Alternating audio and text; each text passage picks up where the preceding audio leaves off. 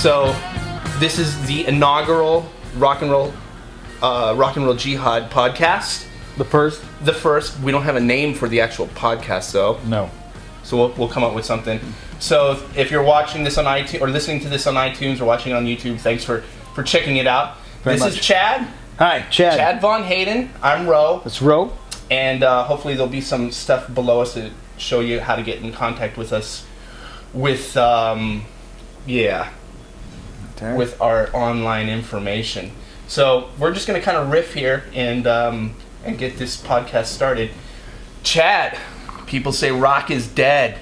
What do you have to say about that? I said it's bullshit. Rock has never died. Rock has always been underground in the first place, so you can never kill that. I mean, you had a few good years where it rose its head, but otherwise, I mean, it's never gonna die. And that's interesting. I never thought about that. Rock is underground, and always has been. I think when something is forced to go underground, it gets better. Absolutely. Is that true? What's going on in like Scandinavia? They seem to have like a lot of good shit going on over there. It's something in the water they drink, man. I don't know. Those guys, it seems like 1980 has never gone away. Now, like, you talked about a band with me that I got off your Facebook page, Babylon Bombs. Fuck, they're awesome, dude. Fucking amazing. And they just put out an album last year, Babylon's Burning, and then they broke up. But really? Yeah, sorry, man. Yeah, oh, just learn it here first. But are there other bands like that out there besides obviously like the Hanoi Rocks and Michael Monroe and are there like new ones? I mean, I've seen some. I just don't know who they are. Absolutely. I mean, there's Gemini 5 and quite a few others that are doing really well. Crash Diet, I know you've probably heard of. Yeah, they're doing well. Of course, a lot of deaths too. Right. And then Helicopters are from Finland? No, they're actually Swedish as well. Oh, they're Swedish too. Yeah. Oh, what the hell's going on out in... I went to Sweden a few years ago and I didn't see any of that shit. You were in Sweden? Yeah. Seriously? Yeah.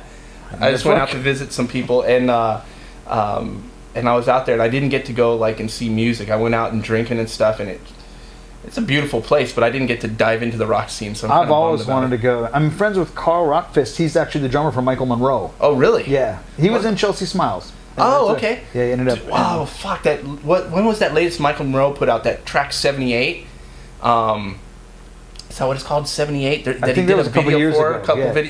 Did he tour out here for that? Yeah, he did. Did you see something with the Viper Room? Fucking amazing. I knew you would see it if anybody saw it. He had a great band. He's got Sam Yaffa from Hanoi Rocks at that point, and then he had Ginger from Wild Hearts, Steve Conte from New York Dolls.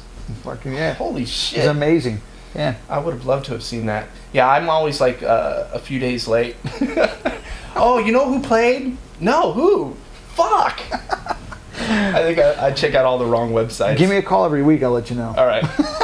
For anybody who doesn't know, like if you follow Chad like on Facebook, or I think we need to set him up a Twitter account or something. Yeah, you got. He's got recommendations on the daily, and they go back. I mean, what was that? There was something from 1976 that you had just found that I really liked too. Screams. Screams. Fucking amazing band, man. They were awesome. Actually, I got video footage of them playing, opening for Van Halen. What? Yep. And I never heard of them? Yeah. Oh, I mean, I go through, like I said, I go through, what is it, the record store, Amoeba, and I actually go through the records and look for all kinds of 70s and 80s bands that I'd never heard of, bring them home. If I like something, I put it on my iTunes. But a lot of these bands, like, just to give you an example, Screams. I like them so much, I made a MySpace page for them and got in touch with the drummer and singer. Dude, that's why that's how I learned about a lot of stuff. They gave me all the extra footage. So that's what I love about you, man. You take the music so seriously. I mean, a lot of people are music fans. I'm a music fan. I find a band that I latch onto, and then I just absorb myself with them, and I won't listen to any. But man, you take it to the next level. I don't know anybody who's more moved by an artist and songs than you are. I mean, in general, I think music has made me cry, and on many occasions, you're heartbroken. You need to hear the right song. Absolutely. And you just want to, man, it sounds so bitchy, but you just need to fucking let it out, and the right song, sets you off. But you're like one of the few people I know that that openly admits to going to a show and being so moved to the point of tears. And that's why I knew, like, if we were going to talk about music, if I was going to talk about music with anybody, it would be you for sure, and your fucking massive collection of music. Appreciate it, but yeah, definitely, man. Music has moved me since I was, since the first. Luckily, I grew up in a household. My parents, Right. they had really good music to listen to, and of course, as you grow up, you want to have your own. You find you come into your own. But man, I mean, come on, I grew up with the Beatles, the Guess Who, Boston. I mean, that was wow, that's great, cool. Great shit. I grew up with like show tunes. My parents were very into show tunes, so music was really important in our house. But I think that's where I get like that. I mean, not I think, but I definitely get that gay side where I just want to. I'll just like absorb myself in like some musical for a while, and I was just gonna say show tunes, really? Like, yeah. Oh yeah. We don't need to talk about that now, but yeah, I'll bury myself in show tunes for a while and just be all in awe over the composition. And I got nothing. Yeah, I love it. I just never knew that. So let's get back to rock and roll. So I hate when people do Desert Island top 3. I can't fucking narrow it down to top 3. That's impossible too. Thank you. I don't like it, but I think you could do like top 10s of genres, and we're obviously not prepared for this. We're just kind of riffing. If I come to you, I say, hey Chad, put together a list of glam bands, new glam bands from Scandinavia. Let's start with that. Let's say just top 5 in the last, say, 5 or 6 years. Give me like a top 5 for new shit I should check out. Well, definitely. Do you have that off the top of your head? Well, like you mentioned, Babylon Bombs is definitely my favorite because that last album was just phenomenal, and it can't be beat. But then, like, I'm still getting into new stuff myself every single day. I try, pick stuff up. But like Gemini 5 is really good. Mm-hmm. Crash Diet. An older band actually from there is called Pet Hate. I don't know them. Yeah, they're older, like 80s. They're actually awesome, man. Cool. And, hopefully at this point in the show, we're going to set this up eventually so that we bring stuff in on the fly, and we're going to have a 2-camera thing going on, but this is just kind of, we're just kind of winging it right now and figuring out what we want to call the show and what we want to talk about. But we'll fly in some videos here because, if they want to sue us for promoting their band, and cool, we'll take it down. But, more power to them. Yeah. Let's pick a video that we should play right now. From that. Should we just start? The band that I've been talking about since the start of this was the Babylon Bombs. So maybe we should start with that. Yeah, absolutely. So hope everybody digs it.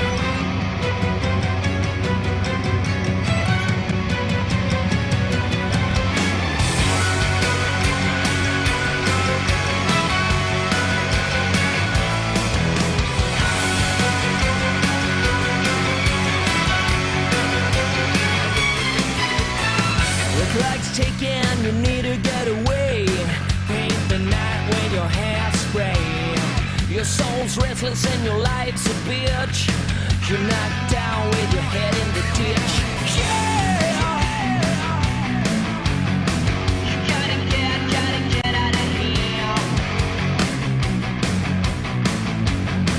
The dark thought is your greatest fear. You never let him get to you.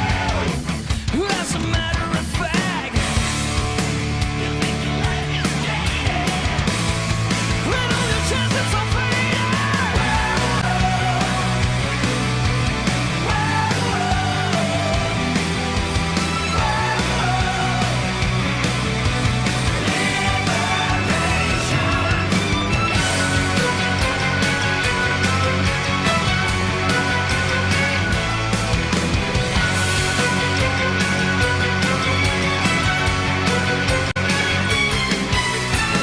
You stand proud with your heart on your sleeve, pushed around, still you believe. Your friends are lame and your teachers a drag. You feel trapped in a body bag. You gotta get out of here. The dark thought is your greatest fear. You never let him get to you.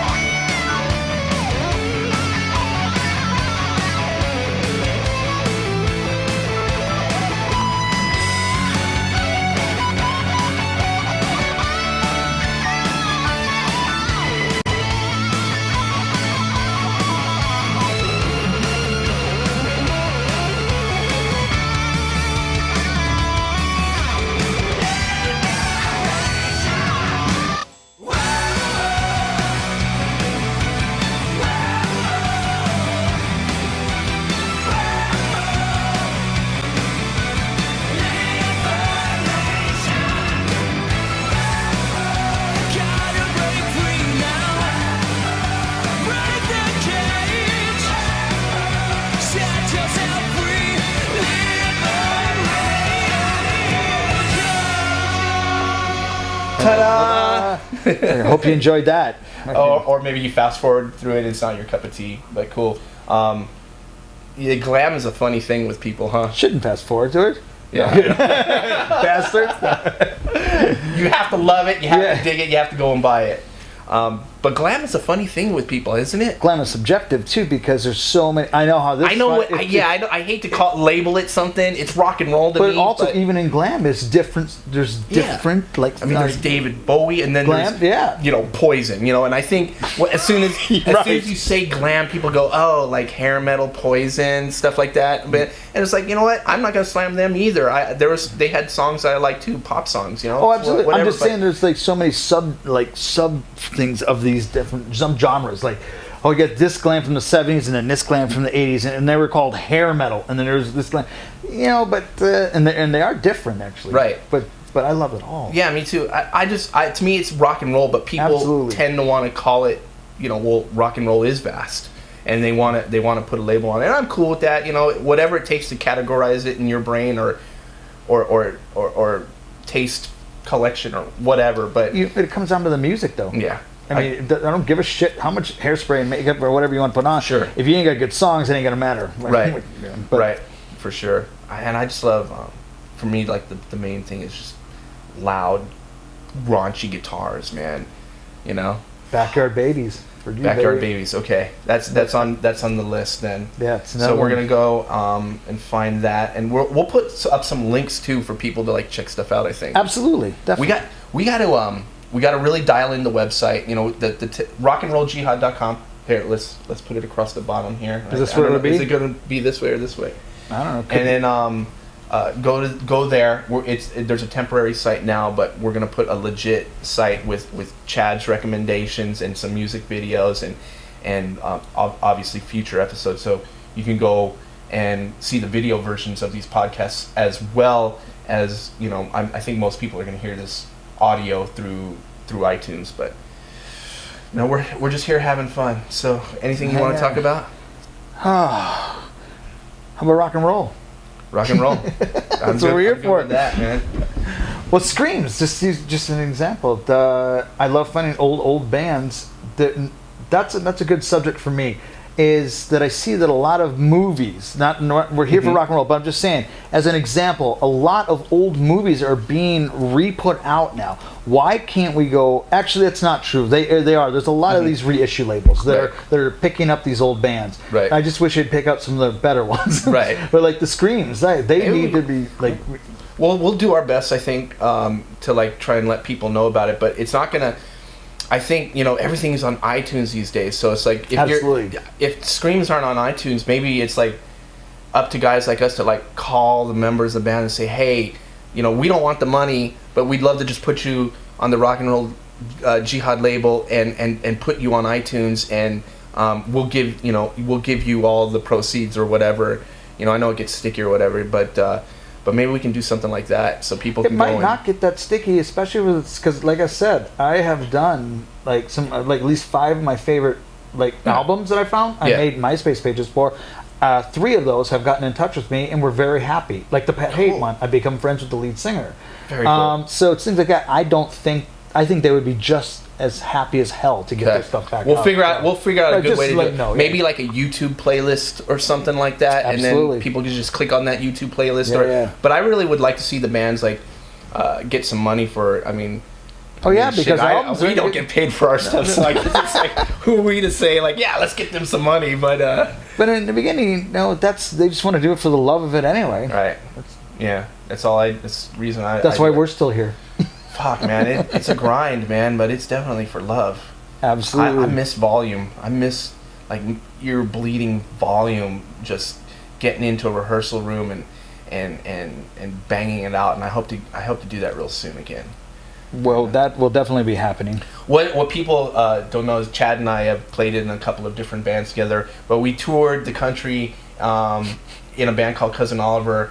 Which was it was mostly my thing. If you listen to a band, Chad's band Jay, you'll get more of a feel for what where Chad is at musically.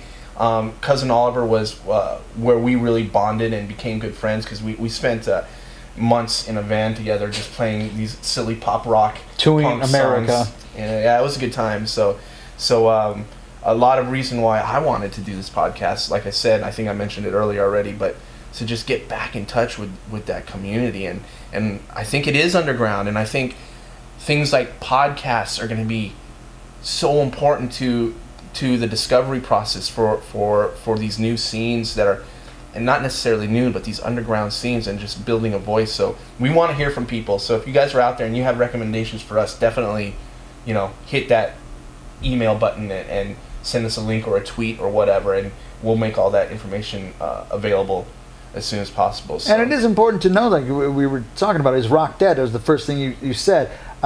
It's not like I was saying that underground is good or bad. I'm just saying that rock and roll is one of those genres that are never going to go away. I think over time you had the grunge. You have, every 10 years things change. Yeah. And stuff. Rock and roll has never gone away. It has always been there. Yeah. And some of these other genres have come and gone, and because they were fly by night. Yeah, they were, but they're still rock. It's Yeah. like that's the thing that really bothers me. Is like, and I know like Eddie Vedder himself says he hates that word grunge. I mean, they're a rock band. True. Absolutely. I was Absolutely. never a huge Pearl Jam fan. I did enjoy their first album, but I think you had also seen it too. About 2 weeks ago I saw 20.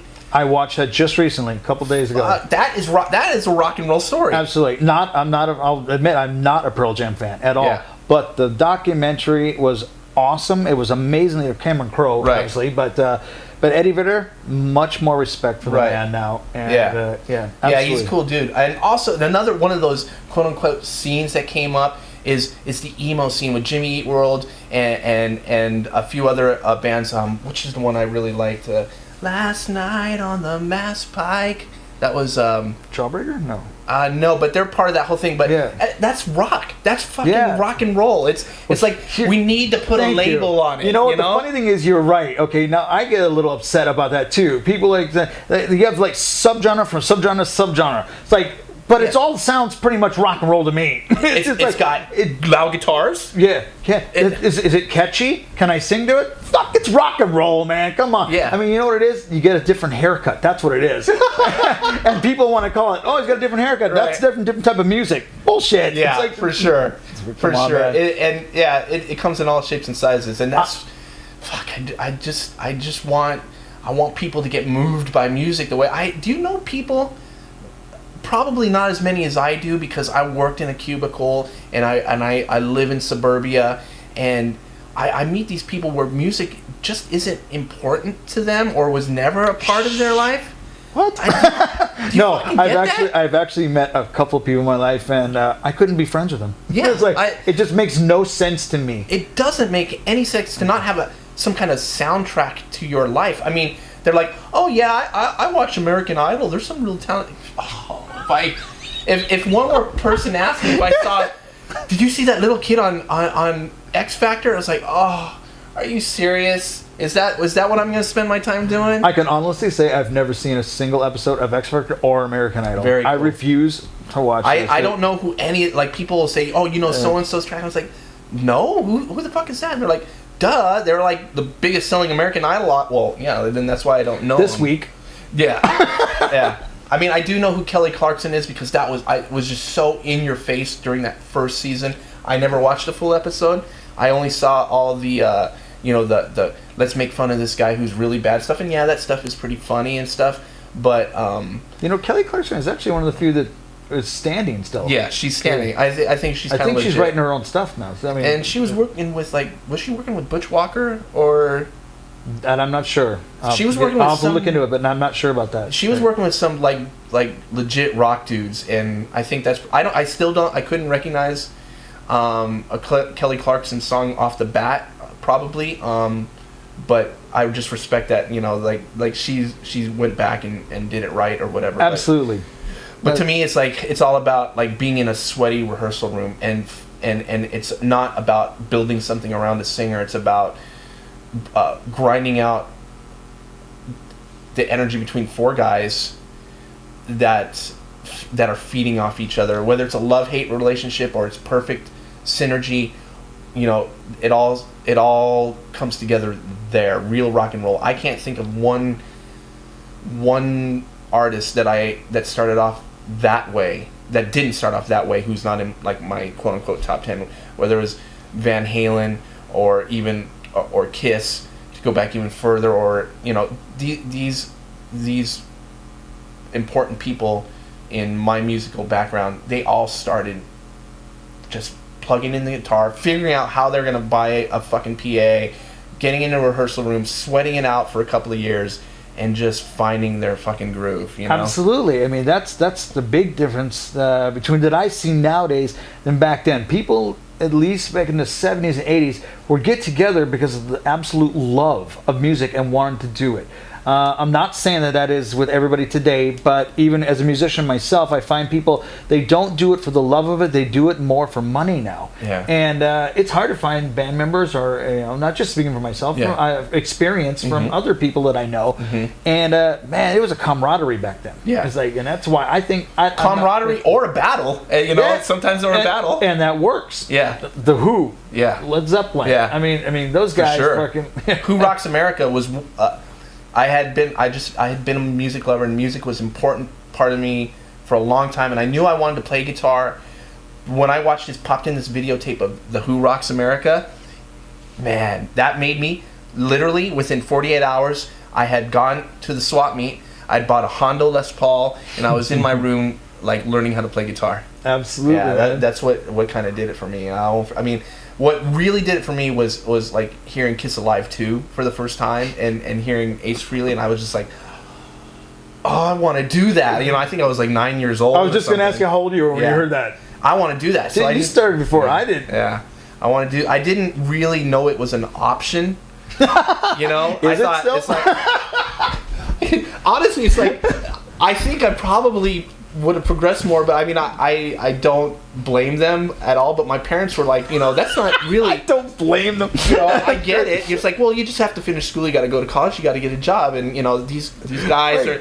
they're few and far between, and most likely they were born into it. It's like, I thought it was like rock and roll royalty to speak. I didn't think it was something you can go and do, Yeah. I felt the same way. Yeah. But after a while, I'm like, I can get a guitar and play? Yeah. Okay. Yeah. It's on. Yeah. And so me and my buddy Kurt, who he was in the B-Movie Rats. We started... that was another band that I was... Yeah. Yes, the nice. B-Movie Rats, and we were in third grade, and we talked about it, like, in third grade, but I think it was, like, by the time we were in junior high, he had decided to play bass, and I decided to play guitar, and we never actually were in a band together, but, and he went on to do his thing, and I went on to do my thing, but we went to MI together and stuff after high school because we just didn't know what else to do. But that's right, you went to MI. Yeah, I didn't finish. I bailed out of there because I was playing shows and I was like, this is not. I have no interest in being a studio musician, although I kind of do now. But I love playing with different people. But at the time, I was just like, I don't need to finish. I'm already playing live shows and in a band and stuff. That's probably why you have such good feel. I did learn some cool, stuff no. because you get to play with so many people. So I'm not dissing it, but if I had known, I probably would have taken that time and money and just really, invested in being in a better band. Well, I can tell you right now, you don't sound cookie cutter. That was the one thing we used to make fun of those guys coming out cookie cutter. It all sounds the same. Yeah, from MI, but no. Yeah, it was cool though. Yeah, loud guitars. Who's do you have like for me, like when I hear Van Halen 1, and I hear Eruption, that like kind of brings me back to, like, I know Ace Frehley for me was like, made me say, wow, I kind of want to do that. And then the Who Rocks America made me want to go and buy a guitar. But Eruption, hearing Eddie Van Halen on Van Halen 1 made me really go, I really have to get good at this. He did that for everybody though. Yeah. Even great guitar players were like looking at that. And to this day, when I hear like opening chords from the first 3 Van Halen records, like Unchained or Mean Streets or something. Absolutely. Oh man, it just fucking sets me off, and I'm just like, I turn into a little kid. I'm in the car, I'm headbanging, I fucking got it up loud. I gotta tell you, Ro, before you showed up here today, I was looking and watching all Van Halen YouTube videos today. I was just looking at the old David Roth because he's coming out. They got a new album coming out. Yeah, and but I'm like, okay. I never know if that's true or not with them.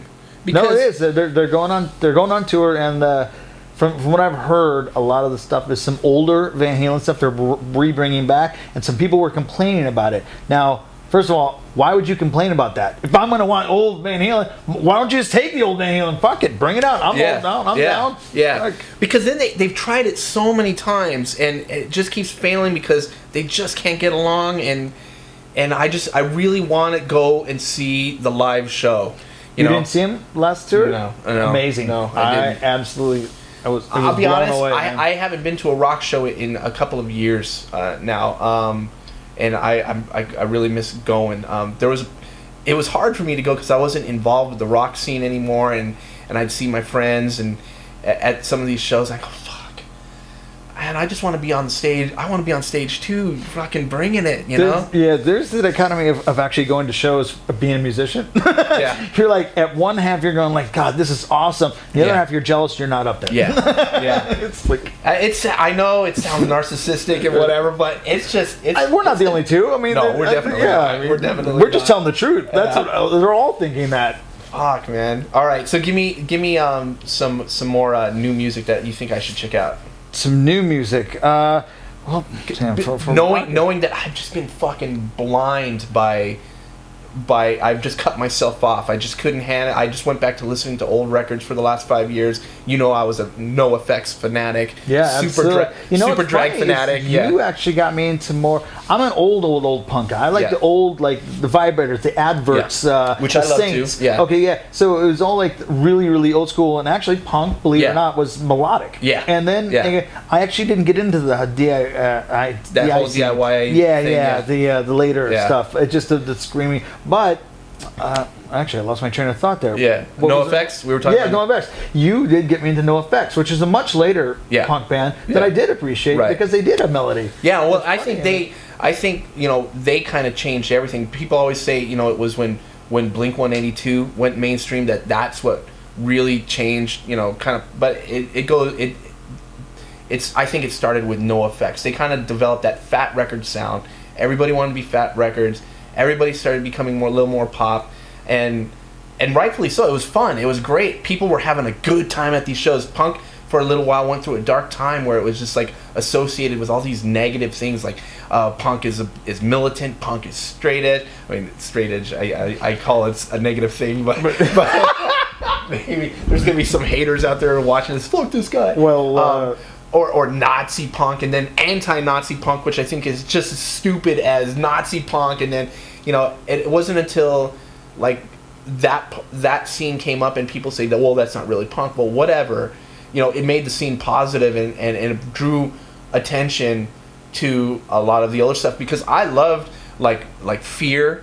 You know, I'm a fan. You know, yeah, I love like Fear. bands like Fear and like earlier Descendants stuff and All, and yeah. all. You know, I loved All. I mean, Yep. that was progressive punk. You know, Yeah, that was yeah. like punk guys can play too. Look, you know, Their but bass players. but you know, but going back to like TSOL, early TSOL and Fear and I'm missing one of my faves somewhere. Dead Kennedys. Dead Kennedys. Absolutely. Misfits. I love the Misfits records. Yeah, not a fan of Misfits. Oh, really? No, Okay. that's what's funny. I know, but you know, I think, and actually, one of my favorites from and this is not 70s punk, 80s punk was like Dag Nasty. I really liked too quite a bit. Too. I don't know if you remember Dag Nasty. no. So I Bro don't. was I can't, introducing me to it. Nice. So I'll maybe write like, well, this would be a good place to put a Dag Nasty song in here. Absolutely, So absolutely. let's check out a little Dag Nasty. Turn me on. I get to turn Chad on to something.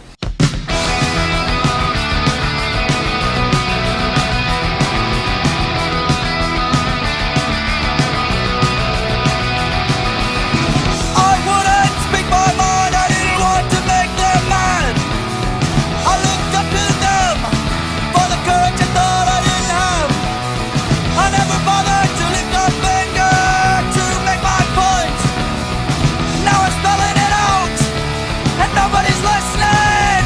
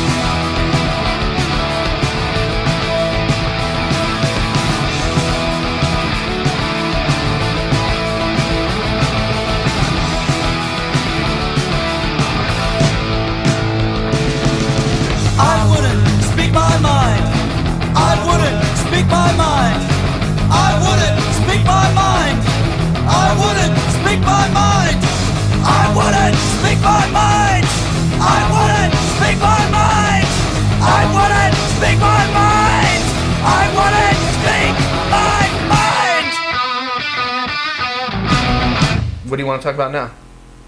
No sex. Just kidding. Sex? when did sex become taboo in music? How come hip hop guys get to say dirty things and rock guys don't? Oh, I think it's fucking taboo and everything, man. But you know what? We need to be in Europe.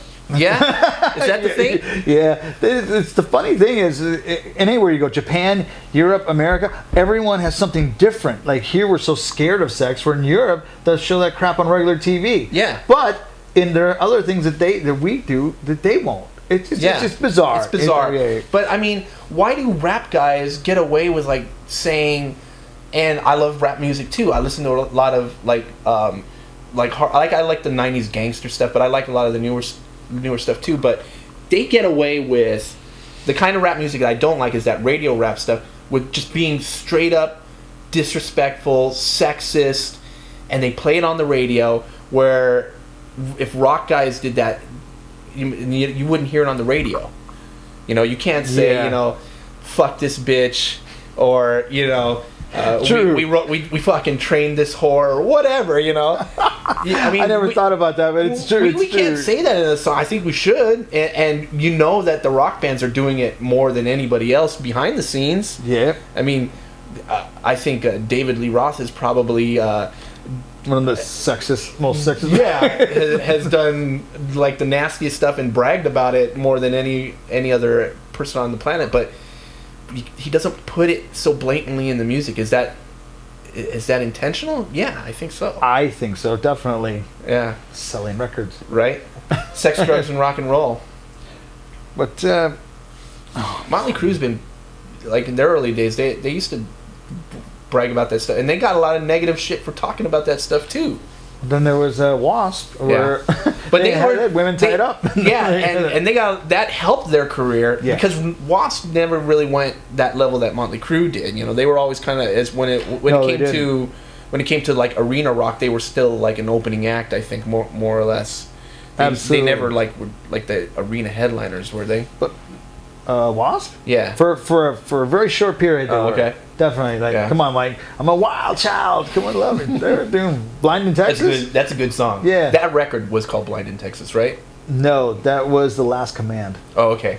That was like the hooky big arena rock record for them. That was a good record. Absolutely. But for me personally, whenever when I saw to me it's different. Like Alice Cooper could do that stuff, and he did it like in this great theatrical way. When Wasp did it, it looked hacky to me. Well, I don't know. You might have a different opinion of that.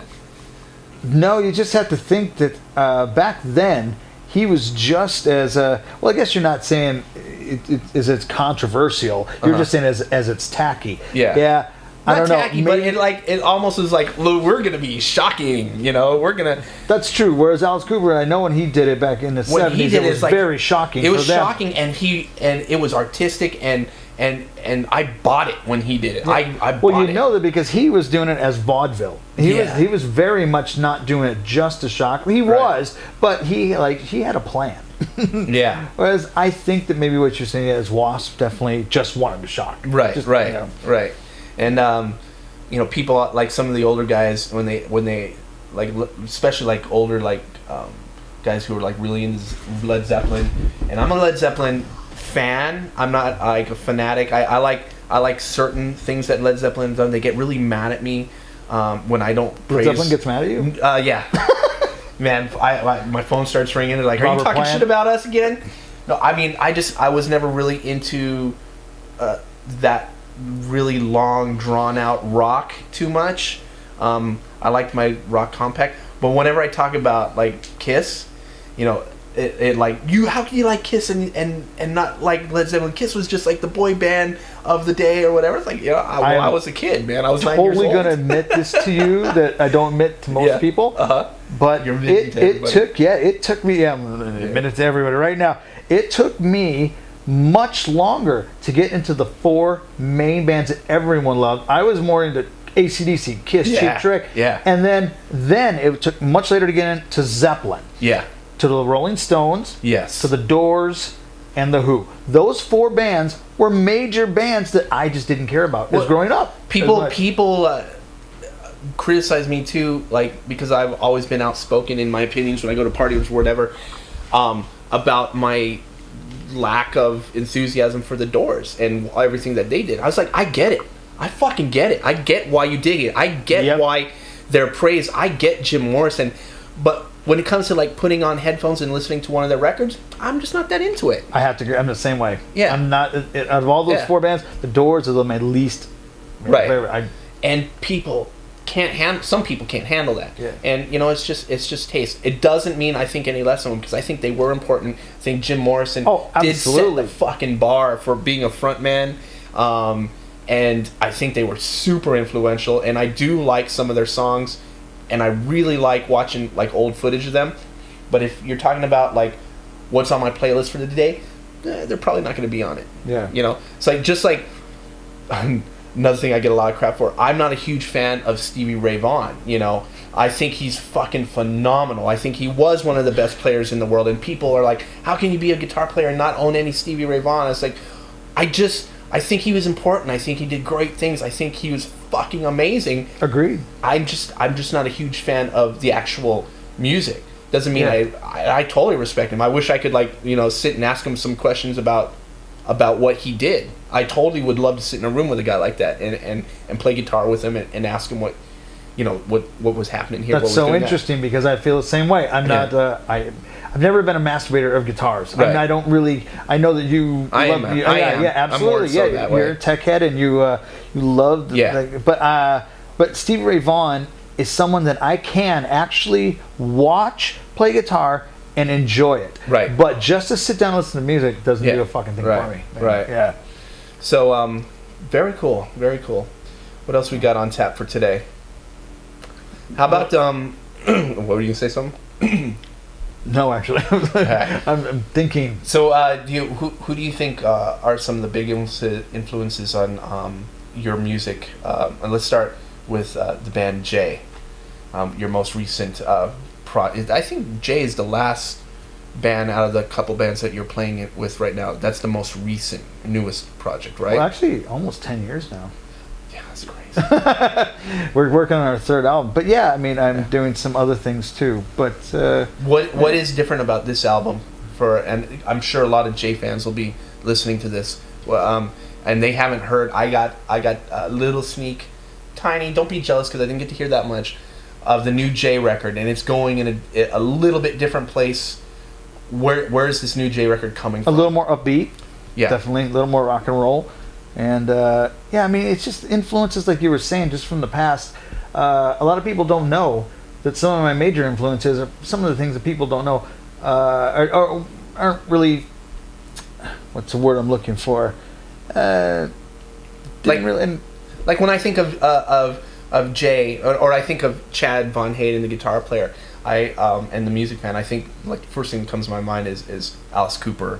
Exactly, you know? and that's not. And Even, that's not. That's Jay not even. influence. No, it's not. Like Jay Ferguson, Bob Welch, Lindsey Buckingham, Wow. Nick Gilder, even. Yeah. And stuff like that. Very And cool. just I guess what I'm trying to say is the more underground artists that I really love as songwriters. That's where I come from. Yeah. You can get the bigger ones, but Right. those are guys like underappreciated, but really great songwriters. Right. So who, if you can pick the dream band that's out and playing right now, and say we want Jay to come on the road for us and play with us for the next 6 weeks on the road, who would be that band that you guys think would not only be an honor for you to play with, but would be a good fit for Jay? Wouldn't be a problem. Ryan Adams. Very cool. Fucking love Ryan Adams, man. You have a kind of a man crush on I Ryan. have a huge man crush on Ryan Adams. That's Yes, I do. awesome, man. I love that. I actually was at the Viper Room seeing Jesse Malin play, which is another. I love Jesse Malin, but Ryan was there and actually ended up kissing his hand. Fucking Ryan, man. And you reposted some stuff on YouTube the other day too, or on your Facebook page, and caught me way off guard on his Letterman performance. and he had the Iron Maiden jacket on. Right, you're the only one that caught that. I put that up seriously. I put that up, and everyone I think was thinking that I was talking about his music at the end of the night. No one else ever understood what I was saying. The camera pans around. Just in case you haven't seen it, he did this Letterman show, and I think it was I never saw it, but it looked to me like it was a whole special. Like there's because on YouTube, there's a few things on YouTube. Yeah, you can look at it anyway. A particular song, the camera pans from his front and moves around to the back, and you realize he has an Iron Maiden leather jacket on. That's pretty awesome. I mean, dude, the man crush got a little bit bigger. Yeah, I dig it. Yeah, maybe. Hey, one of my favorite Maiden songs is 2 Minutes to Midnight. I was thinking about when we should post this. Maybe we should post this at 2 minutes to midnight. Kind of cheesy, I know. Kind of. But it might work. All right, because we're not doing this one live, and we are going to do this live because I know like there's probably the 7 people that are watching this are screaming 7? at hopefully. Those 8. You promised me at least 8. At least 8. Okay. Well, I know if you count my mom and my sister. And my sister. Yeah, so that's 3, and then the 5 people that we talked to beforehand. So yeah, 8. All right, cool, man. If I lost my train of thought, but yeah, cheers. That's easy enough to do. Yeah. No, but Scorpions. Scorpions. Yeah, I'm just doing it out there. Okay, cool. Klaus. This is their last tour. Is it? That's it. They're done. I always thought. I never got to see them either. Did you see them? I did see them. Irvine Meadows. Fuck, jealous. Never got to see them, man. Yeah, it was a good show. I forgot who opened up. I was really, really, really blasted, and I almost got arrested at that show. I was naked at the show, and co-producer of our Cousin Oliver record, Brandon Abelin, who I haven't seen in probably 15 years, and who knows, maybe he'll find this. But Brandon, Hi Brandon. Hi Brandon. Brandon saved me. The cops were about to swoop in on me, and I don't know, maybe he put my penis back in my pants and then just dragged me away. But he told me about it. He's like, dude, you were all over the place. They wanted to arrest you. I threw you in the car. So, but that was my Scorpion show. Now, this is rock and roll. Yeah, right? Right? Absolutely. Yeah. It's like, if there was like one like book of rock and roll that are out there, and I know you've read a lot of rock and roll biographies and tour stories and things. I do like those. Yeah. What is the fucking rock? Hey, you little punk with your clean cut music, listening to Justin Bieber, and you want to get your start on Nickelodeon singing other people's songs. If you want to be a rock and roll star, read this book. This is what rock and roll is about. Who's got that book? There's so many different reasons for so many different books. Okay. I will tell you. I know. Well, let's not pick one then. Yeah, it may sound cliche, but I'll tell you right now, just because everyone else loves it, but there's a reason. It's The Dirt from Motley Crue. That book is absolutely fucking brilliant. That book's dirty, man. Yeah, absolutely. And not right under them. It might sound bizarre, but Walk This Way from Aerosmith. Really? It's pretty dirty as well. It's really good, dirty rock and roll. Very cool. And is that something like the new Steven Tyler fans want to read about? Have you seen what he's been? I've seen some. I don't watch the shows, but I've seen clicked on YouTube, and then there's been some Steven Tyler. He's pretty watered down and commercial these days. These days? Oh. It's been a while.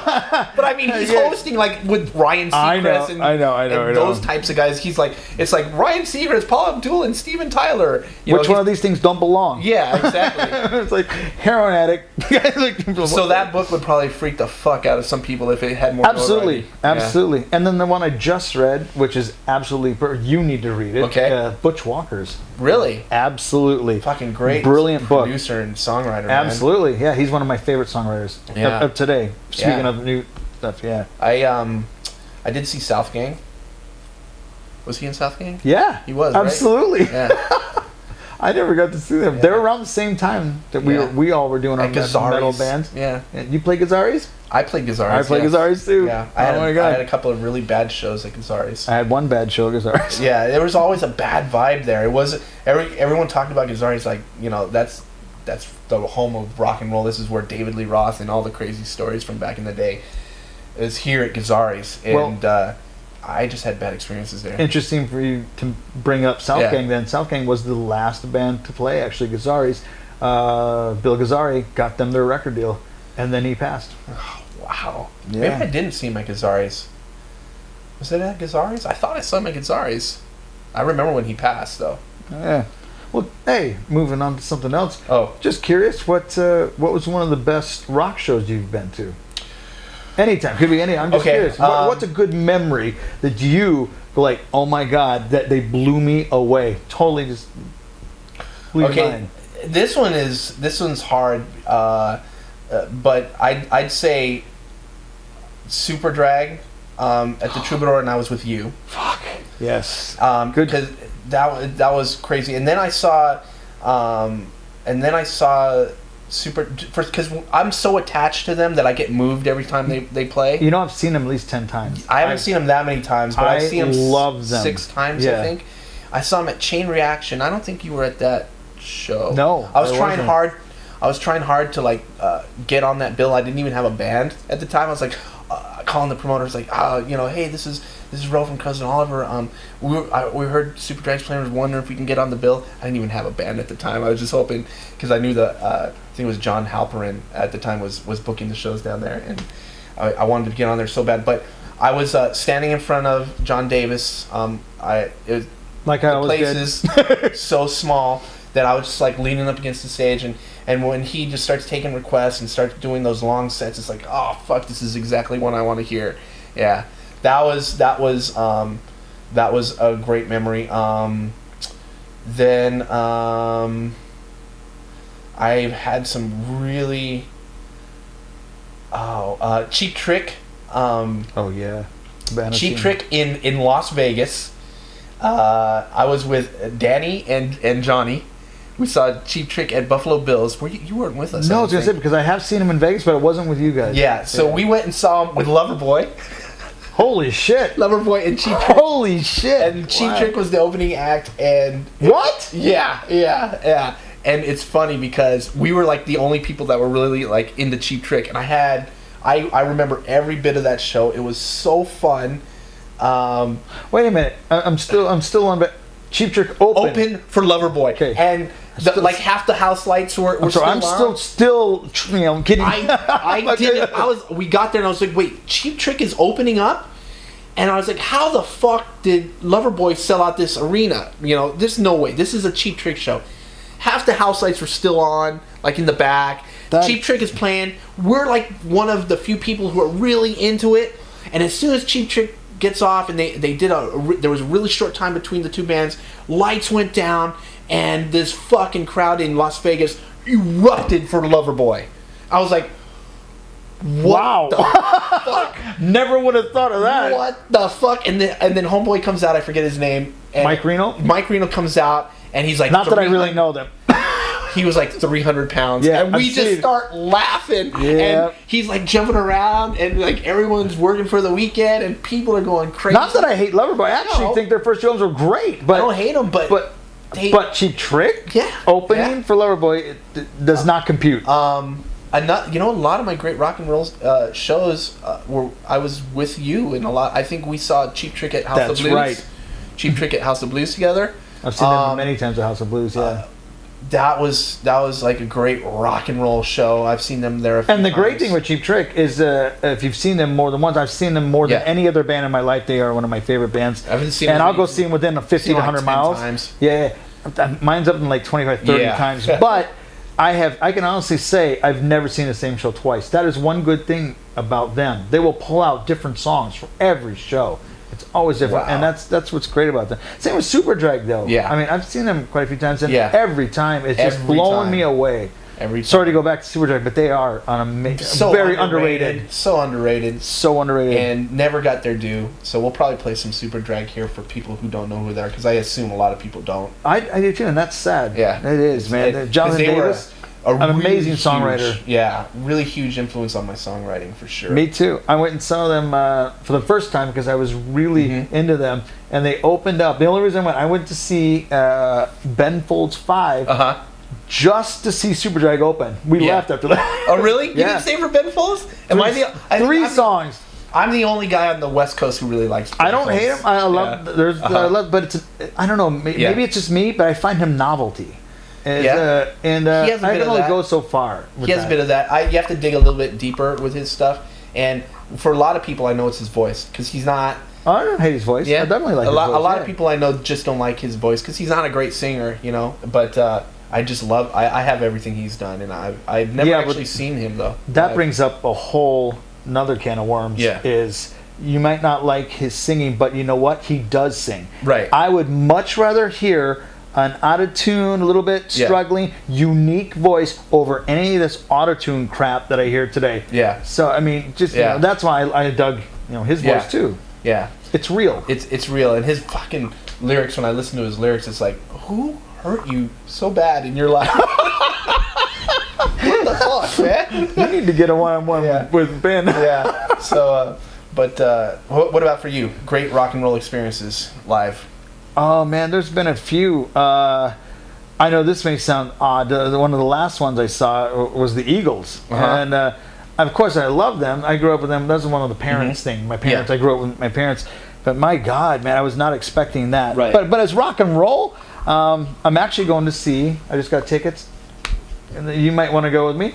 Going to see The Darkness. Wow. They're coming back. They got a new album. Yeah, I thought I thought they were done. They were. They got back together, recording a new album, and they're going to be at the House of Blues here How in February. fun. Yeah. How and- fun. and I'll, that- I'll grab tickets too. I'll join you. just grab tickets. But they actually blew me away. I was going for novelty bet. Yeah. effect.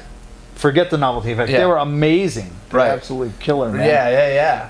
Wow, that's crazy, man. And the Posey show, the last Posey show I went to at the Viper Room, they played their Frosty on the Beater album in its entirety. I only have one Posey CD. probably But I that one. fucking love it. Probably love- Frosty on the Beater. Yeah. That's I remember when we were rehearsing. You and I were in a band, and we were rehearsing, and we had a show the following day. But you just weren't going to stay for rehearsal because the Posies were playing that night, and you. Sounds like me. Yeah, you came, you were like rehearsed like 3 songs or something, and you're like, I gotta go. I'm like, it's like 4 o'clock in the afternoon. He's like, I want to get there early. I was like, all right. Do you know I've done that to you like a few times I can remember? I did that. Do you remember? We were in the studio recording. Do you remember Yes. this? And I came Yes. in and I go, I got to go see Garbage. I went Yeah. and left and watched Garbage We were- at the Palace. And that was like, we were recording Naked Christmas for the Kevin and Bean. That's right. I came in and you guys, if you can get this in one shot, and I got my part down one take. Yeah, Went I and saw- remember that. Yeah. That's pretty funny. That's Oh my pretty God. funny. Yeah, those are good times, man. But that's how important rock shows are to this man right here. That's why he's the only one who should be here talking about this shit. I think Very you got good mad at me one time because I went. I'm sure I did. I was a hothead back Because then. I went and saw Annie DeFranco. Oh yeah. I can't. I know. I was like, really? Yeah, You're going to see Annie DeFranco? You're fucking blowing this off for her? I fucking hated her music. I'll never forget that. Oh. That was awesome. I mean, I'm sure.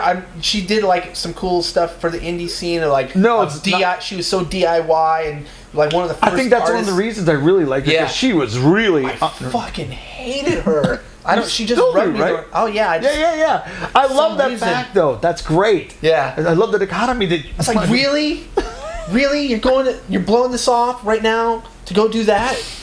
Yeah, I was Yeah. such a hothead back then. I think a lot of people, like in their 20s, and when so much is riding on the band, or you think so much is riding, you take it way too seriously, and you just become a hothead. I don't you know. We were doing quite well though too. Yeah. So I understand. Yeah, we were having Yeah. some really big shows, and Which was hard to do in LA for new bands. You know, bands just don't break in LA anymore. You know, or then. I mean, you and I had the Fire Marshals come out for the Coconut Teaser show. We did. That's right. We oversold the show. That Oh. was a lot. That was a good time. That was a lot of fun, man. Yeah, I love those shows. Just sweaty rock and roll shows and lots of sex, drugs, and rock and roll. I mean, it sounds cliche, but that's what made that shit fun, man. And that's what it really was. Yeah. What we're doing, man. Yeah. Do we get off track? What are we doing here?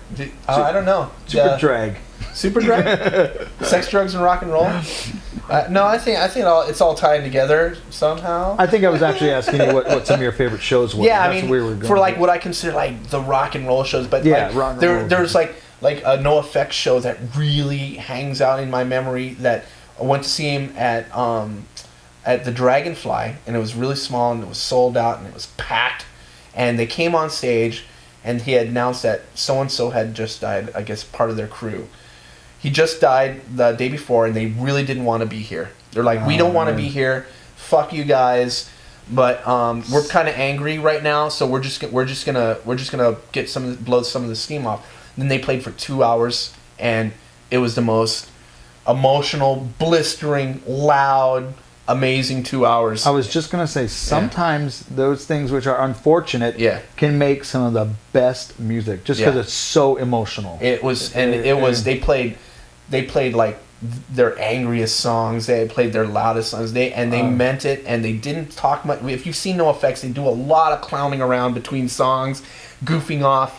They didn't do anything. They just played for like almost 2 hours of just blistering through their catalog, and it was amazing and emotional, and it was sweaty. And that's a band I have never seen yet. Yeah, that's the band I've seen the most. I've probably seen them over 20 times. Well, if they ever play, you got to take me next time.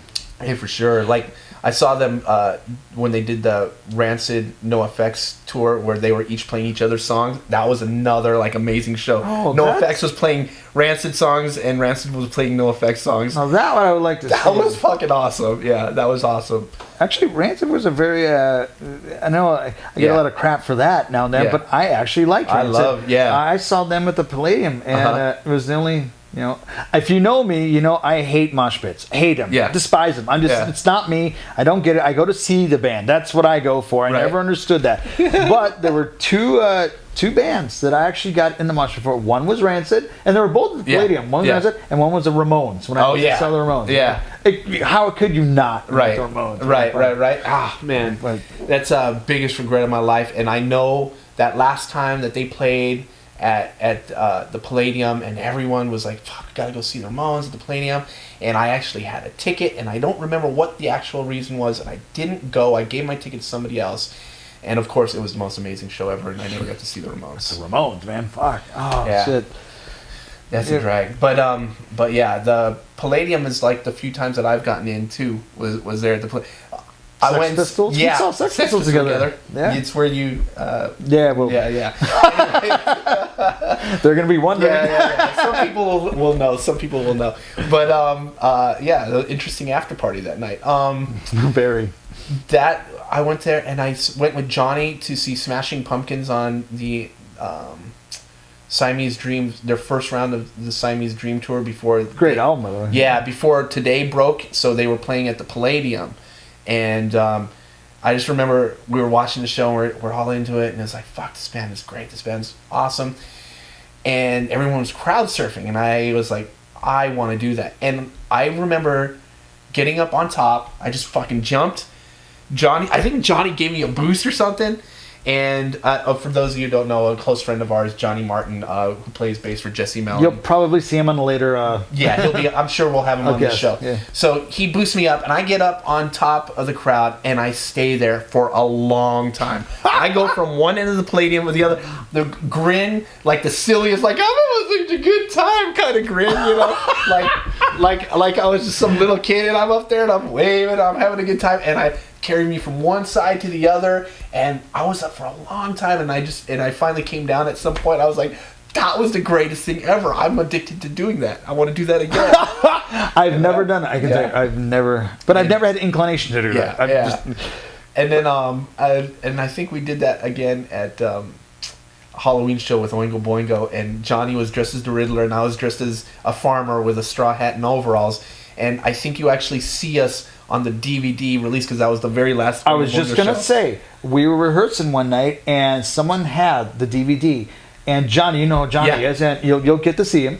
But he's, watch this, and he put it in, and sure enough, there's the Riddler, which is Johnny in the front row surfing. Yeah, they caught him. It's in the that DVD. was a fun show too. That was a really fun show. It's weird though you mentioned the Palladium. You know what? Yeah, they had a lot. Now I'm thinking back, I saw a lot of shows at the Palladium back in the day. And you know what pissed me off is they always had bad sound there. I heard it got better, but you're right. Yeah. It was bad sound. They always had. I saw Sex Pistols there with you. I saw Smashing Pumpkins there. I've seen NoFX like 3 times there. I've seen. I saw Kid Rock. Yeah, I didn't see that show, but I saw Jamiroquai there. I was there for that. Did we go together? Did we? Did we run into each other? Must have. Yeah. Because that was great. I'll tell you this: when you walked in, you got high instantly. I've never seen a bigger smoke cloud. Yeah. That was a stoner crowd. But you know who else I saw there? and it was actually one of the most amazing shows, was The Descendants.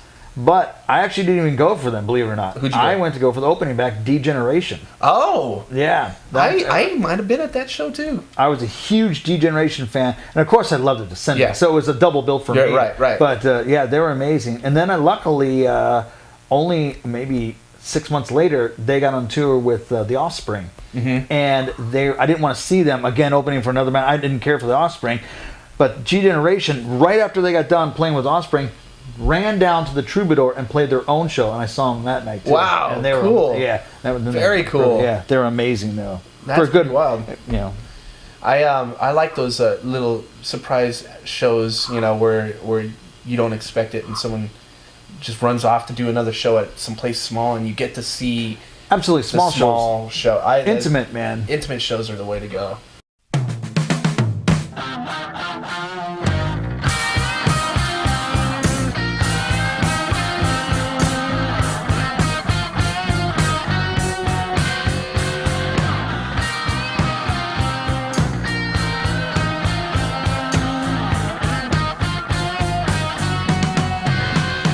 He's a number two attraction.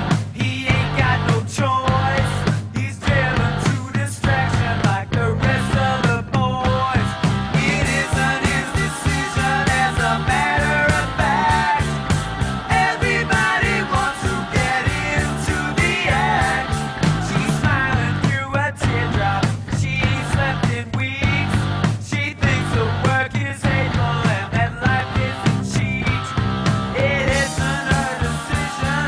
They don't want her back. So that wraps up the first podcast. Thank you everyone for watching and or listening, whatever you chose to do. We'll be back next week with more. Hope you dig it. Hope you stick around. Subscribe. Talk to you soon. Rock and roll jihad.